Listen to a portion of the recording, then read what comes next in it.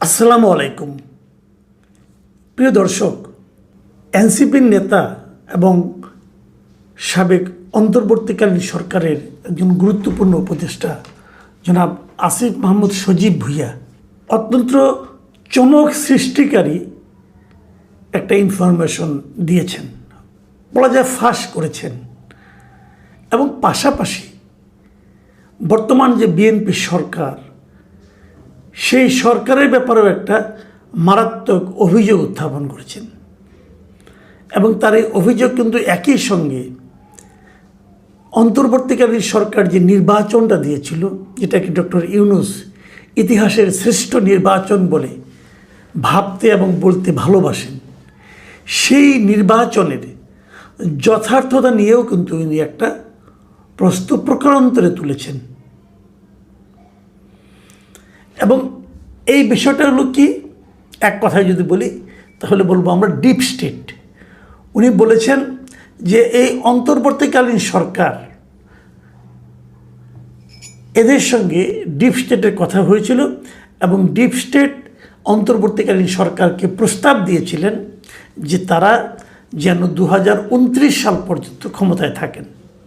মানে ব্যাপারটা এমন ছিল, যেহেতু আওয়ামী লীগের ক্ষমতা 2029 সাল পর্যন্ত থাকার কথা ছিল, তারা 2024-এ নির্বাচিত হয়েছে, অতএব আওয়ামী লীগ সরকারের বাকি সময়টা অন্তর্বর্তীকালীন সরকার যেন দায়িত্বে থাকেন, এই প্রস্তাবটা ডিপ স্টেটের কাছ থেকে এসেছিল। দেখুন, এই যে 2029 সাল পর্যন্ত ক্ষমতায় থাকার যে ব্যাপারটা, এটা কিন্তু আমরা একবার শুনেছিলাম একদম অন্তর্বর্তীকালীন সরকার দায়িত্ব নেওয়ার পরপরই ওই সরকারের যিনি ধর্ম বিষয়ক উপদেষ্টা ছিলেন তার কণ্ঠে উনি একবার উচ্চারণ করেছিলেন যে আমরা ওই পর্যন্ত ক্ষমতায় থাকব। তারপর এটা নিয়ে নানা শোরগোল, কথাবার্তা, সমালোচনা হওয়ার পর ওই কথাতে আর কেউ শোনা যায়নি। কিন্তু আমার একটা মনে হচ্ছে এখন, যদি আসিফ মাহমুদ সজীব ভুঁইয়ার এই বক্তব্য সঠিক হয়ে থাকে, তাহলে ওই ধর্ম উপদেষ্টা সাহেব উনি কি এই ডিপ স্টেটের কথার উপর নির্ভর করে ওই কথাটা তখন প্রচার করা শুরু করেছিলেন? এই প্রশ্নটা থাকলো, এই প্রশ্নটা আপনারা পরবর্তী সময়ে এর অনুসন্ধান করবেন। কিন্তু তার আগে আমরা বুঝে নেই যে আসিফ মাহমুদ সজীব ভুঁইয়া কি বলেছেন। বৃহস্পতিবার দিন বিকেলে উনি রাজধানীর বাংলা মোটরে ওনাদের যে একটা অফিস আছে খুব গুরুত্বপূর্ণ জায়গায়, সেই কেন্দ্রীয় কার্যালয়ে স্বাধীনতা দিবস উপলক্ষে একটা বিশেষ আলোচনা সভা অনুষ্ঠানে বক্তব্য দিচ্ছিলেন। এবং বক্তব্য দিতে যেয়ে তিনি কি বলেছিলেন সেটা আমি আপনাদের হুবহু পড়ে শোনাতে চাই, তাহলে আবার উল্টাপাল্টা হয়ে যাবে, বলবেন যে আমি ওই কথাটা বলিনি, ওটা বলেছি। কাজে আমি হুবহু বলি, আমি প্রথম আলো পত্রিকা থেকে নিয়েছি।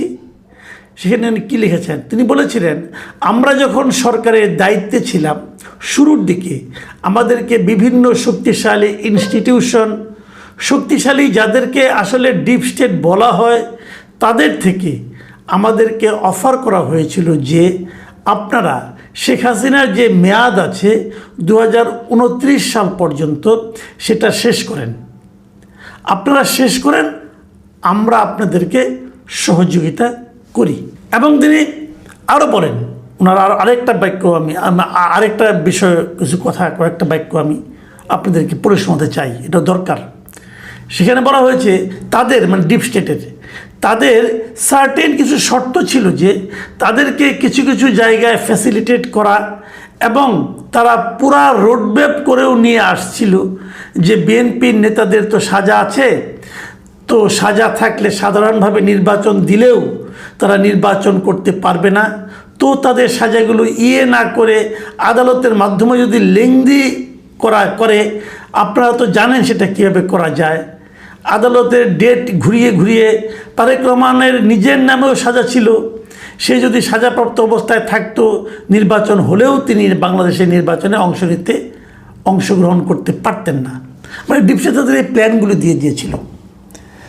দেখেন, এখানে কিন্তু কতগুলি বিষয় আছে, খুব ইন্টারেস্টিং বিষয়। কিন্তু আমি একটা জিনিস একটু বলতে চাই যে তারা যে রোডম্যাপটা নিয়ে এসেছিল, সেই রোডম্যাপের মধ্যে যে কথাগুলি আসিফ মাহমুদ সজীব ভুঁইয়া উচ্চারণ করলেন, সেখান থেকে দুই একটা শব্দ আপনাদেরকে আমি, দুই একটা লাইন আপনাদেরকে আবার একটু রিপিট করি। দেখেন, উনি কিন্তু এক জায়গায় বলেছেন যে কিভাবে মানে একটা আদালতের সাজাকে দীর্ঘায়িত করা যায়, ওই ডেট দিয়ে দিয়ে এই কথা কিন্তু উল্লেখ করেছে এখানে। এই যে যেমন তাদের সাজাগুলো না করে আদালতের মাধ্যমে এগুলো লেংদি করে, আপনারা তো জানেন সেটা কিভাবে করা যায়। এই যে একটা কথা না, যে আপনারা তো জানেন সেটা কিভাবে করা যায়, তার মানে হচ্ছে এই জায়গাটা আমি ধরছি এই কারণে যে দেখেন একজন মানুষ, তাকে আপনি মামলা দিয়ে কত রকম হয়রানি করতে পারেন, এবং সেটা কে করে? রাষ্ট্র করে, সরকার করে। আমাদের সরকারগুলো এই ধরনের আকাম কুকাম করে। এটা কি কোনো ন্যায় নীতির কথা হলো? আমি কেবল ওই সরকারের কথা বলছি না, আমি সব সরকারের কথাই বলছি। তারা এই যে মামলার ডেটটা মিথ্যা মামলা দিয়ে ঘুরিয়ে সময় ক্ষেপণ করা, এবং ওটা করলে পরে তো তারেক রহমানও নির্বাচন অংশ নিতে পারতেন না, এই কথাটাই বলতে যাচ্ছে সে। এখন এটা ডিপ স্টেট আদৌ বলেছে কি না, নাকি আসিফ সাহেব বানিয়ে বলছেন, এটা তো আমি আর জানি না। বাট ওনাদের মাথায় যেটা এসেছে এটা আমি বুঝতে পারছি। মানে এটা ডিপ স্টেট তাদেরকে কীভাবে বলছে, কেন বলছে, এটা আমার কাছে কিন্তু আসলে এখন পর্যন্ত গ্রহণযোগ্য না। আমি আমার প্রশ্নগুলো আরেকটু পরে করতে চাই। আসিফ মাহমুদের আরেকটা আপনার বিষয় নিয়ে আলোচনাটা আমি একটু বলতে চাই। ওইখানে উনি বলেছিলেন, ওই অনুষ্ঠানেই বলেছিলেন, তিনি বলেছিলেন অন্তর্বর্তী সরকারের গুরুত্বপূর্ণ দায়িত্বে থাকা ব্যক্তি বিএনপি সরকারের মন্ত্রী হিসেবে আছেন। বুঝতে পারছেন কার কথা বলা হচ্ছে? ডক্টর খলিলুর রহমানের কথা বলা হচ্ছে, তাই না? এটা বোঝা যায় যে তারা এই নির্বাচনে লেভেল প্লেয়িং ফিল্ডকে আসলে ক্ষতিগ্রস্ত করেছে। যাদেরকে তারা বিএনপি সরকার এখন পুরস্কৃত করলো, তাদেরকে ব্যবহার করেছে। দেখেন, আমি আগেও বলেছি, বহুবার বলেছি, মন্ত্রী পরিষদ এটা কিন্তু আসলে তারেক রহমান সাহেব নিজে নির্ধারণ করেছেন। এটাই পার্লামেন্টারি সিস্টেম, গভর্নমেন্টের নিয়ম, যে প্রধানমন্ত্রী ঠিক করেন যে কাকে কোন মন্ত্রিত্ব দিবেন। তার মানে ডক্টর খলিলুর রহমানকে নেওয়া এটা প্রধানমন্ত্রীর ব্যক্তিগত চয়েস বলে আমি মনে করি, এখনও মনে করি। আমি যদি অন্য কোনো চয়েস থাকে, কারো চাপ থাকে, তবু আমি বলবো সেই চাপের কাছে নতি স্বীকার যেটা করেছেন এটা প্রধানমন্ত্রী করেছেন। কেন করেছেন আমি জানি না, বাট আমার কাছে এটা ভালো লাগেনি। এটা আমি আগে যেদিন ওনাকে নিয়োগ দিয়েছি সেই দিনই বলছি, এবং তখন আমি এটাও বলেছিলাম এই জন্য আপনাকে পরবর্তী সময়ে অনেক কথা শুনতে হবে। এই যে কথা শুরু হয়ে গেল, কিন্তু কথা কিন্তু শুরু হয়ে গেল। আসিফ মাহমুদ সজীব ভুঁইয়া কিন্তু এই কথাটাই বলেছেন যে লেভেল প্লেইং ফিল্ডকে ইন্টারিম সরকার, যে এই অন্তর্বর্তী সরকার, তারা বাধাগ্রস্ত করেছে, নষ্ট করেছে। কেন নষ্ট করেছে? বিএনপিকে জেতানোর জন্য, এবং তার পুরস্কার বিএনপি দিয়েছে। আমি জানি না অন্য কোনো উপদেষ্টা আবার এই 11 দলীয় জোট যেটা মধ্যে আসিফ মাহমুদ সাহেবরা ছিলেন, জামাত ছিল, ওই জোটকেও হেল্প করেছে কিনা জানি না। জানতে পারতাম যদি তারা ক্ষমতায় আসতো তাহলে হয়তো তারাও ওরকম কাউকে মন্ত্রী বানাতো কিনা, তাহলে হয়তো বুঝতে পারতাম। কিন্তু এই যে অভিযোগটা উনি করেছেন, অন্তর্বর্তীকালীন সরকারের একজন সক্রিয় সদস্য এবং পাওয়ারফুল মেম্বার ছিলেন, উনি অনেক দিন ছিলেন, শেষ দিকে এসে উনি নির্বাচনের তফসিল ঘোষণার পরে রিজাইন করেছেন। এর আগে সবই তো উনি জানেন। তাহলে বিএনপির জন্য এটা কিন্তু একটা মারাত্মক অভিযোগ। এই অভিযোগ বিএনপি কীভাবে সলভ করবে আমি জানি না। বিএনপি কীভাবে এই অভিযোগের জবাব দেবে? যতদিন যাবে এই জবাব যতদিন বিএনপি না দিবে ততদিন পর্যন্ত এই অভিযোগটা কিন্তু ফুলে ফেপে বাড়তে থাকবে।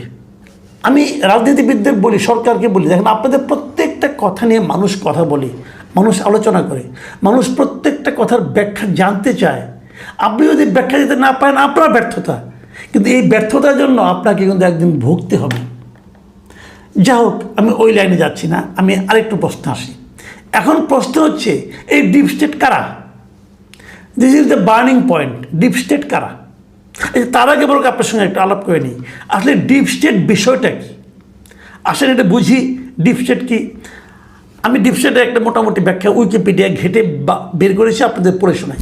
সেটা হচ্ছে ডিপ স্টেট বলতে রাষ্ট্রের ভেতরে থাকা এমন একটি প্রভাবশালী, অনির্বাচিত এবং গোপন নেটওয়ার্ককে বোঝায়, যারা নির্বাচিত সরকার বা রাজনৈতিক নেতৃত্বের নির্দেশনার বাইরে থেকে নিজস্ব এজেন্ডা অনুযায়ী রাষ্ট্রীয় নীতি নির্ধারণে প্রভাব বিস্তার করে। তাহলে যদি নির্বাচিত নয়, কিন্তু বুঝেন অনির্বাচিত, মানে যে যে সরকারকে আপনারা দেখেন, আমরা দেখি অন্তর্বর্তীকালীন সরকারও অনির্বাচিত, এটাও ডিপ স্টেটের মাধ্যমে হয়তো আসছে। তো মানলাম ওটা একটা সরকার, দৃশ্যমান সরকার। তো এই দৃশ্যমান সরকারের বাইরে আরেকটা পাওয়ার যা নাকি সরকারকে চালায়, এবং এরা কারা সেটাও আমি যেটা পেয়েছি সেটা আপনার সঙ্গে শেয়ার করি। এরা মূলত সামরিক, গোয়েন্দা সংস্থা, আমলাতন্ত্র বা শক্তিশালী কর্পোরেট চক্রের সমন্বয়ে গঠিত হয়। তাহলে আমরা কয়টা জিনিস পেলাম? একটা হলো সামরিক, একটা গোয়েন্দা সংস্থা, একটা আমলাতন্ত্র, আর একটা হলো শক্তিশালী কর্পোরেট চক্র। মাথায় রাখবেন কিন্তু। তাহলে আমি এখন জানতেই চাইতে পারি ডিপ স্টেট কারা বলেন, কারণ এরা সবাই সামরিকরা আমাদের এখানে আছে, গোয়েন্দা সংস্থাও আছে দেশে, এখন আমলাতন্ত্র আছে, শক্তিশালী কর্পোরেট চক্র আছে। এদের তো আমাদের জানা দরকার কারা চেয়েছিল একটা অনির্বাচিত সরকারকে আরও 5 বছর রাখতে চেয়েছিল, আরও 4 বছর রাখতে চেয়েছিল। কারা? আমাদের জানতে হবে না? বিনিময়ে তারা কী চেয়েছিল, যদি তাদেরকে আমরা চিহ্নিত করতে পারি তাহলে কিন্তু আমরা ওটাও বের করতে পারবো যে তারা বিনিময়ে কী চেয়েছিল। তারা কারা? প্রথম আলো ঠিক এই কাজটাই করেছে। পরের দিন তারা এই অন্তর্বর্তীকালীন সরকারের যিনি উপদেষ্টা ছিলেন আমাদের আসিফ মাহমুদ সজীব ভূঁইয়া, ওনাকে জিজ্ঞাসা করেছেন যে সেই ডিপ স্টেটে কারা ছিল বলেন আপনি। এখন আসিফ মাহমুদ কিন্তু সেই জবাবটা দেননি। তিনি কি বলেছেন তার জবাবটা শোনেন। উনি বলেছেন ডিপ স্টেটে বৈদেশিক সহ অনেকগুলি পক্ষ ছিল, তাই সুনির্দিষ্ট করে কারোর নাম আমি উল্লেখ করতে চাই না। এই জায়গাটাতেই আমার প্রশ্ন, আপনি উল্লেখ করতে চান না কেন? আজগুবি কথা বলেন নাকি বানায় বানায় বলেন? আমি যদি বলি আপনি একটা আওলা বাজানোর জন্য গেলে বানায় বানায় বলতেছেন, আপনি কি জবাব দেবেন? আমি বললাম যে অমুক অমুক আমি জানি, যারা নাকি এই সমস্ত আকাম কুকাম করছে, ভয়ঙ্কর ভয়ঙ্কর আকাম কুকামের নাম বললাম আমি, যে আমি জানি কিছু লোক এই ধরনের ভয়ঙ্কর পরিকল্পনা করেছিল, যেহেতু পরিকল্পনা বাস্তবায়িত হয়নি। এখন আপনি জানতে চাইবেন না পরিকল্পনাগুলি কে করছিল, কিন্তু আসলে কি, আসলে কোনো পরিকল্পনাই হয় নাই, কোনো ষড়যন্ত্রই হয় নাই। যদি এমন হয় তার মানে আপনি কিছু লোককে সন্দেহের আওতার মধ্যে ঢুকিয়ে দিচ্ছেন। কেন এটা আপনি কেন করবেন? আমি ঠিক আছে, আমি কিন্তু ওই খলিল সাহেবের নিয়োগটা নিয়ে কোনো আপত্তি করছি না, কারণ ওটা একটা যুক্তি আছে, প্রশ্ন আপনি করতেই পারেন। কিন্তু আপনি যে বললেন যে আপনাদেরকে ডিপ স্টেট প্রস্তাব দিয়েছিল, এই ডিপ স্টেটগুলি কারা বলেন না কেন? এই প্রস্তাবটা কি ভালো ছিল? ভালো ছিল না। তাহলে এই মন্দ লোকদের নাম প্রকাশ করতে আপনার সমস্যাটা কি? তাদের আপনি কেন রক্ষা করতে চাচ্ছেন? তাহলে তাদের সঙ্গে আপনার একটা শেয়ার আছে, আপনার একটা লেনদেন হয়ে গেছে। দেখেন আরেক জায়গায় উনি কিন্তু বলেছেন যে তাদের সম্পর্কে, তারা এটা কেন করতে চাইছে, কে করছে, এই সম্পর্কে এই প্রথম তাকে প্রশ্ন করছিল। তোর উত্তর উনি দিয়েছেন কি, যে দেন দরবারের অংশ হিসাবে আমাদের অ্যাপ্রোচ করা হয়েছিল, মানে আমাদের মানে উনি এবং আরও কেউ কেউ, হয়তো অন্য উপদেষ্টাদের সঙ্গেও তারা কথা বলেছিল। তার মানে পুরো গভর্নমেন্টের সঙ্গে না, ওনাদের সঙ্গে শিওর, এবং তাহলে আরও কারোর সঙ্গে, মানে আলাপগুলি আলাদা আলাদাভাবে হয়েছে, কিন্তু আলাপগুলো আলাদা আলাদাভাবে হয়েছে।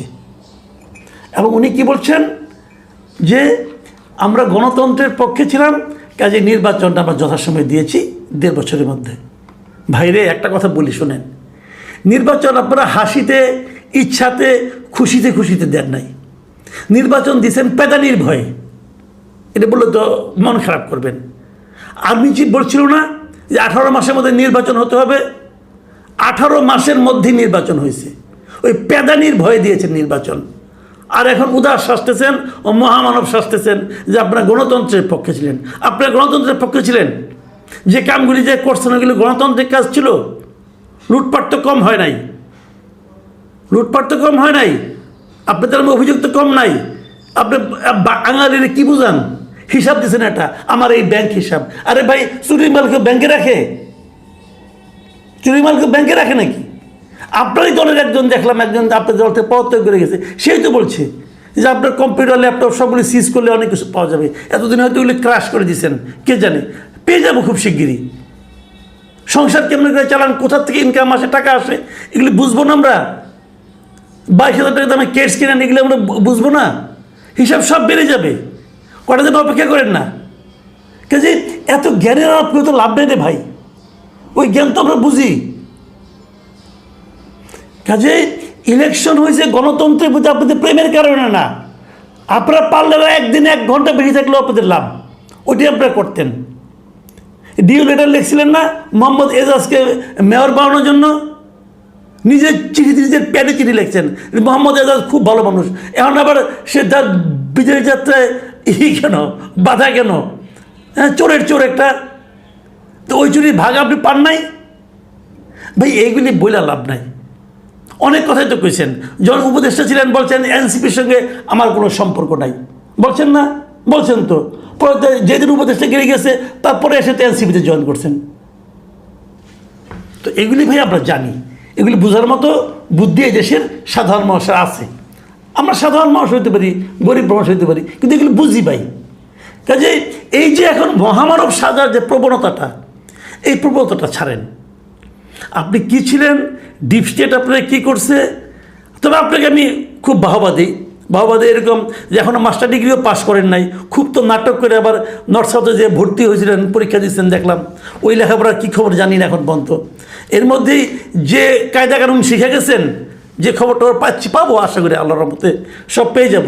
তো এটার জন্য আপনাকে আমি বাহবা দিই যে আপনি একজন মেধাবী লোক, কোনো সন্দেহ নেই, ওই কাজে খুব মেধা আপনার আছে, বাকিটুকু জানা যাবে।